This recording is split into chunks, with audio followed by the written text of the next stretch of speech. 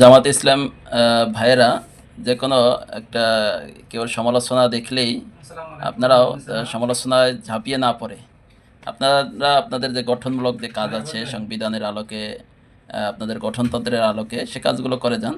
সমালোচনায় কখনোই আপনার ভালো কিছু বয়ে আনে না। কিন্তু আপনি যদি উত্তর দিতেই হয় গঠনমূলকভাবে, সেটা আপনি অনলাইনে এটা প্রচার প্রচারণা চালান। কিন্তু কারো কমেন্টসে রিপ্লাই দিয়ে এটা বিতর্ক ছাড়া কিছুই হবে না।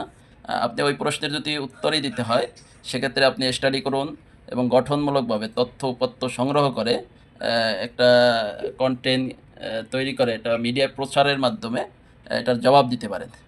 কিন্তু কারো সমালোচনার যদি কমেন্টে রিপ্লাই দিতে থাকেন, তর্ক বিতর্ক ছাড়া বা দ্বন্দ্ব ছাড়া কোনোই ফলপ্রসূ কিছু নিয়ে আসবে না। তাই গঠনমূলকভাবে আপনার বিবৃতি, বক্তব্য সোশ্যাল মিডিয়ায় প্রচার করুন।